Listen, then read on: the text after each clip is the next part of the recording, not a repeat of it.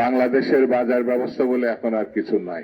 LPG গ্যাসের অস্বাভাবিক মূল্য বৃদ্ধি এমন না, প্রতিটি নিত্য প্রয়োজনীয় দ্রব্যাদির দাম অস্বাভাবিকভাবে বেড়ে গেছে। বাজারের সঙ্গে যাদের সম্পর্ক আছে তারা জানেন বাংলাদেশের বাজার ব্যবস্থা বলে এখন আর কিছু নাই। ডক্টর ইউনূস রাজনৈতিক ব্যক্তিত্ব নন, তিনি এনজিওর মানুষ, কিন্তু অর্থনীতির তো মানুষ।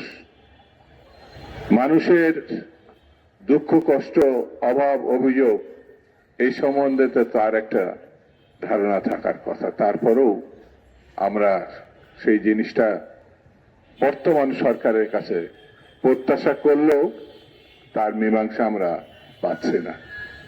বন্ধুরা, এই সরকার আর খুব বেশি দিন নাই, কারণ ইতিমধ্যে 1 মাসেরও কম সময় এখন আছে জাতীয় সংসদের নির্বাচনে। জাতীয় সংসদের নির্বাচন হলে পরপরেই দেশে একটি সরকার গঠিত হবে।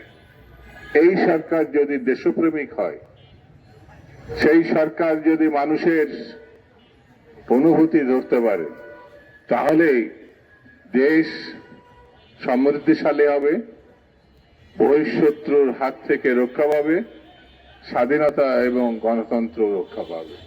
সেই কারণে আগামী 12 তারিখের যে নির্বাচন ফেব্রুয়ারি মাসে অত্যন্ত গুরুত্বপূর্ণ নির্বাচন, এই নির্বাচনে যদি আমরা ভুল করি তাহলে সরকার ভুলের খেসারত দিবে, দেশবাসী ভুলের খেসারত দিবে, দেশের স্বাধীনতা সার্বভৌমত্ব হুমকির মুখে পড়বে। সেই কারণে আসুন নির্বাচনকে ভালো করার জন্য যে কাজগুলো করার দরকার তার ভিতরে অন্যতম একটি কাজ, মানুষ যেন নির্ভাবনায় নির্ভয়ে নিরাপত্তার সঙ্গে ভোট কেন্দ্রে যেতে পারে, যেটা গত 15 বছর 16 বছর আমরা দেখি নাই। মানুষ ভোট কেন্দ্রে যেত না, ভোট হয়ে যেত। হাসিনা দাবি করত তিনি জনগণ কর্তৃক নির্বাচিত। আমরা বলি সেই 3টি নির্বাচন ছিল তামাশার নির্বাচন। দেশবাসী সহ সারা বিশ্ব দেখেছে এটা কোনো নির্বাচন হয়নি।